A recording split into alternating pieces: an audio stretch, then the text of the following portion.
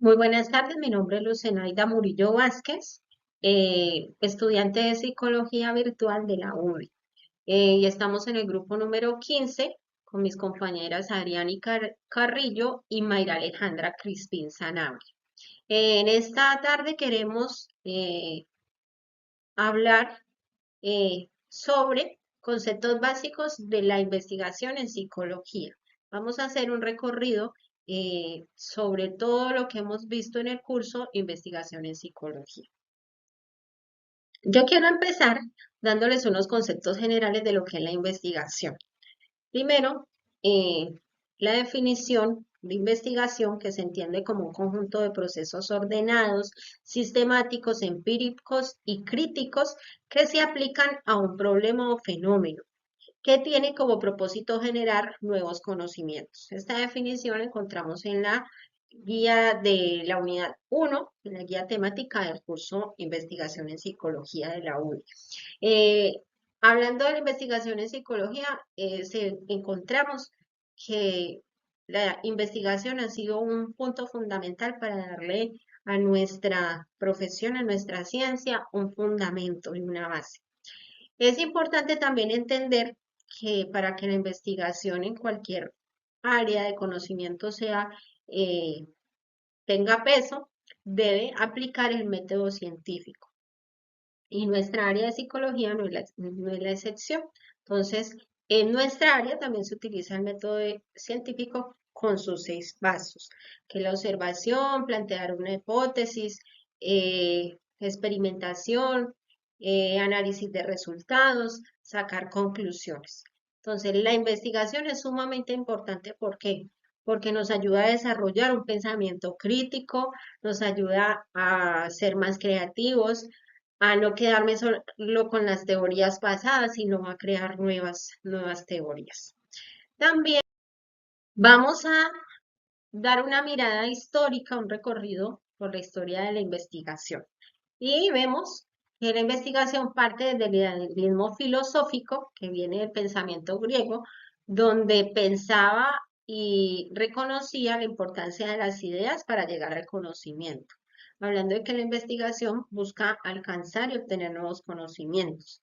Y planteaba que el mundo fuera de la mente no se podía conocer, que solamente se podía conocer el mundo de las ideas. Eso hacía que el conocimiento fuera muy limitado.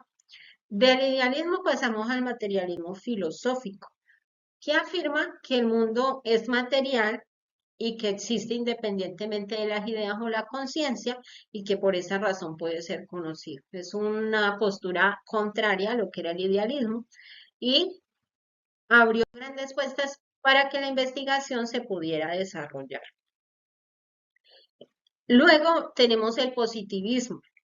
El positivismo plantea que solo lo medible y observable puede estudiarse y que solo se puede conocer a través de la experimentación. De allí partió entonces el método científico con todos sus pasos que se debe seguir al pie de la letra para hacer investigación.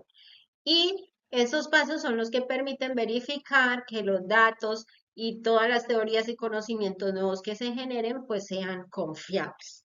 De ese positivismo que era un poco rígido, pasamos ahora al pospositivismo, donde propone que la realidad solo se puede conocer de manera imperfecta, debido a las limitaciones humanas del investigador, que como él está en contacto con los fenómenos, los objetos de estudio, entonces puede influir o afectar en ellos. Y por eso surge entonces el concepto de objetividad en la investigación, donde el investigador debe tratar de aislar su manera de pensar, sus emociones, sus sentimientos de la investigación para no afectar los resultados. Y el pospositivismo ahora propone que el laboratorio no es el único lugar donde se pueden probar las hipótesis. Y entonces, hablando de psicología, ya en el pospositivismo aparecen dos formas de investigación que permiten hacer más investigaciones de campo fuera del laboratorio. Y sobre todo el pospositivismo propone que las teorías no se hallan una vez y para siempre, sino que están en constante construcción y que incluso pueden llegar a quitarse unas y nacer unas nuevas teorías.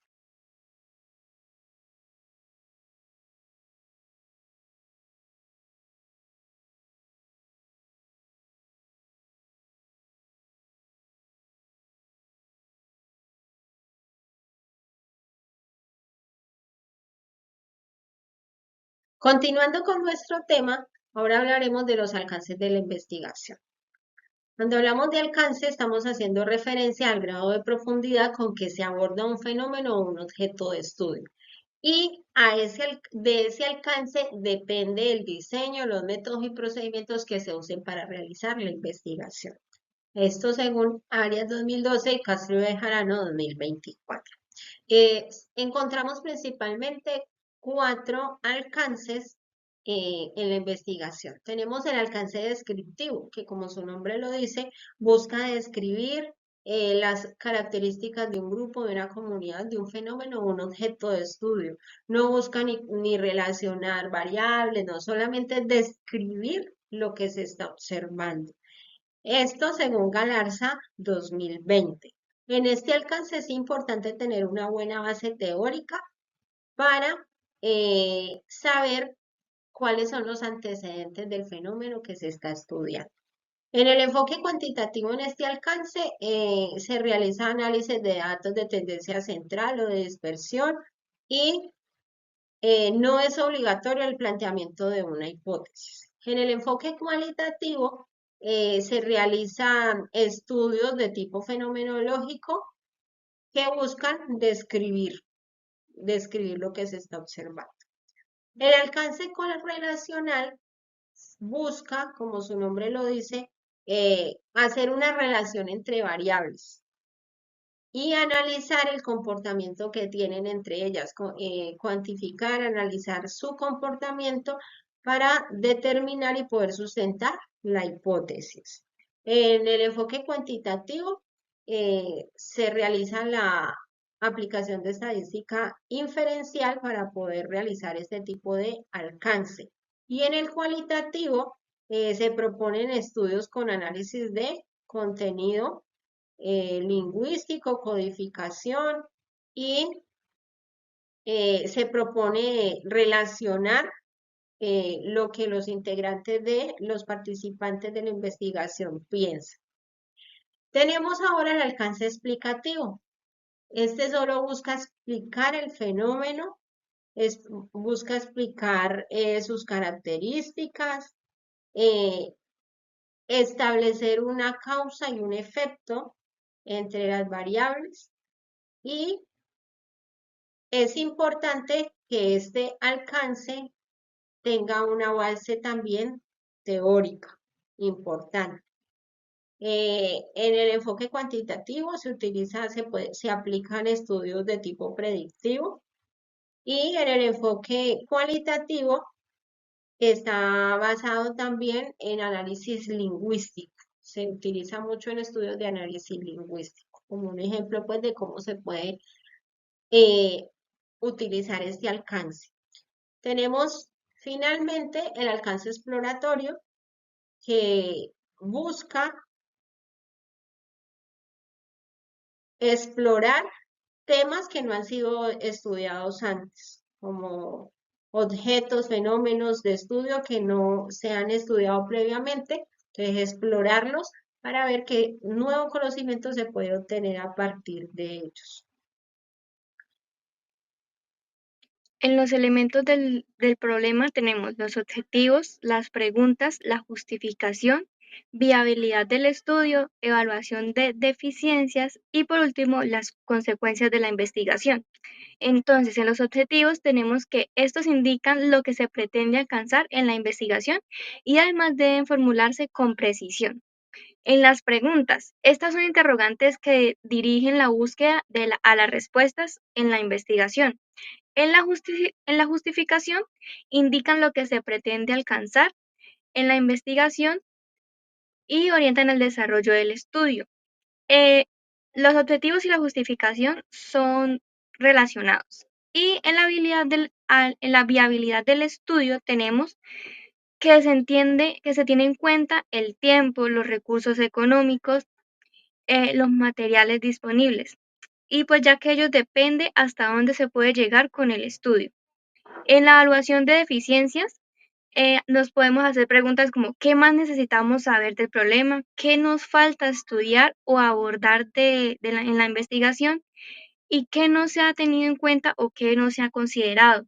Estas respuestas nos ayudan a saber dónde se encuentra ubicado la investigación en la evolución del estudio del problema.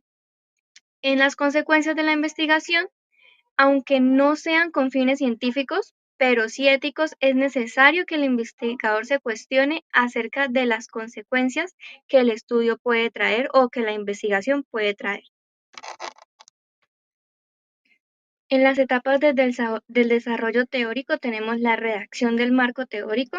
Bueno, esta consiste en identificar lo que se ha investigado previamente sobre el tema del cual vamos a hacer la investigación. En este paso o en esta etapa, el investigador rastrea las teorías y enfoques que permiten comprender mejor el problema que planteamos. Tenemos también la consulta de la literatura. Una vez reconocidas las fuentes relevantes, se procede a recopilar los documentos, artículos, libros de investigación y demás materiales que nos puedan servir de soporte. Pasamos a la obtención de la literatura. Esta implica leer, analizar, reflexionar sobre los contenidos de las fuentes obtenidas. En este paso o en esta etapa, seleccionamos lo más pertinente y donde encontramos las ideas y donde se pueden identificar los vacíos que podamos tener en los conocimientos. Y por último, la revisión de la literatura. En este paso final o en esta etapa final se organiza y se escribe la información seleccionada en un marco teórico. Este apartado articula los conceptos y teorías y antecedentes revisados, proporcionando un sustento sólido y coherente al proyecto de investigación. Entonces, en este último paso, incorporamos los 3 pasos anteriores. Muy buenas tardes. Yo les voy a hablar sobre el diseño metodológico en la investigación cuantitativa. Pues, como tal, esto nos define que es una estructura que organiza. Es un estudio para responder a las preguntas de investigación y pues comprobar una hipótesis que se caracteriza por ser objetivo y sistemático. Los tipos de investigación que podemos encontramos la descriptiva, pues que esta nos describe las características de una población o un fenómeno. También tenemos la correlacional, que pues examina la relación entre dos o más variables. Podemos encontrar también la explicativa, que esta busca las causas y efectos. La experimental, pues que nos manipula variables para medir sus efectos. Y la no experimental, pues que esta observa fenómenos de tal ocurrencia. Aquí también en este método podemos ver la población y la muestra, que la población pues es el conjunto total de personas para un estudio y la muestra es el subconjunto representativo de la población. También podemos ver unas variables y unos indicadores que como tal podemos ver la variable independiente, que ésta se manipula o clasifica. La variable dependiente es un resultado que nos mide y los indicadores son las medidas concretas para observar y poder cuantificar las variables. En alguna de las técnicas que se pueden utilizar pues son encuestas, cuestionarios, pruebas, escalas, registros, que todos esos deben ser válidos y confiables. Bueno, el desarrollo de la perspectiva teórica pues es una base científica que sustenta la investigación. Esta pues nos concluye a teorías y conceptos de estudios previos que nos permiten justificar el problema y orientar la investigación. Su principal función es definir de manera clara los conceptos claves que nos relacionan pues con la investigación con teorías existentes. También nos orienta a la formulación de una hipótesis y nos permite identificar varios aportes en la parte del estudio. Em, la perspectiva teórica, pues como conclusión, es una teoría de soporte científico a la investigación que pues no solo nos orienta en el proceso investigativo, sino que también nos asegura la validez científica del estudio, ya puesto que esto nos conecta el problema con el conocimiento existente y nos permite fundamentar los resultados en un marco sólido y confiable. Bueno, en el diseño de investigación Pues este es un plan que guía todo el proceso investigativo, ya que este nos permite organizar de forma lógica cómo se recogerán y analizarán todos los datos, pues con el fin de responder a las preguntas y pues comprobar como tal una hipótesis. Sus tipos de diseño: tenemos el descriptivo, pues que es el que nos describe las características de una población o fenómeno. También tenemos el correlacional, que se examina la relación entre las dos o más variables. También podemos encontrar el explicativo, pues que este nos busca las causas y los efectos. El experimental, pues que este manipula una variable para observar sus efectos en otra. Y el no experimental, pues que este observa fenómenos con, con tal como ocurren. Em, Como tal, el diseño de investigación es un plan fundamental que orienta el estudio, pues esto nos determina el camino a seguir, el tipo de enfoque y la manera en que se recogerán y analizarán los datos, pues para garantizar que los resultados sean válidos, confiables y útiles para así poder resolver el problema planteado. Gracias. Uno de los temas importantes que vimos en nuestro curso de investigación en psicología tiene que ver con las normas APA.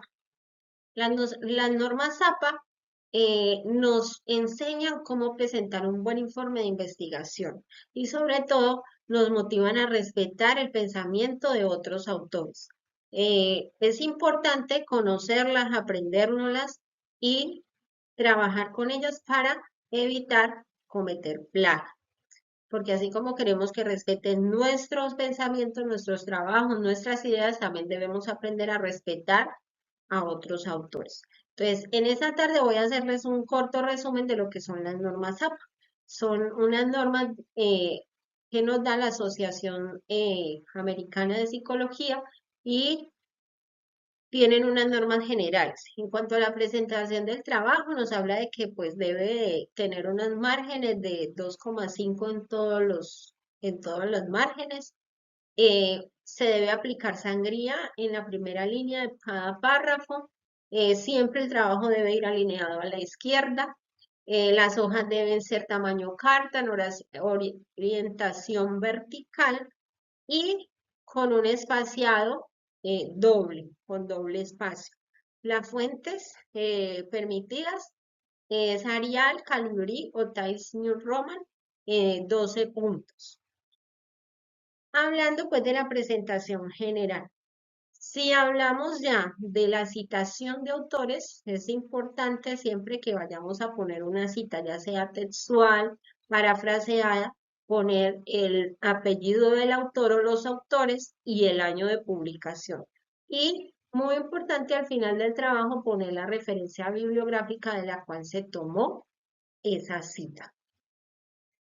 Las citaciones. Bueno, las citaciones son muy importantes en las investigaciones porque estos son datos o ideas o teorías que se extraen de una obra y estas pertenecen a un autor y las utilizamos para completar o corroborar lo que hemos expresado en nuestro trabajo o en este caso en la investigación. Tenemos dos tipos de citas. Una es la cita indirecta y la otra directa. Entonces, las directas son las que copiamos al pie de la letra. Y las indirectas son las que solo se mencionan ideas del autor con palabras de quien las escribimos. Bueno, la formulación de hipótesis. Primero empezamos para saber qué es una hipótesis. Las hipótesis son explicaciones tentativas de fenómenos investigados que se anuncian como proposiciones o afirmaciones. Estas hipótesis son muy importantes en las investigaciones porque guían el diseño de los estudios y pues estos permiten comprobar las ideas de manera práctica y también fortalecen el conocimiento científico. Además de hipótesis, también tenemos variables.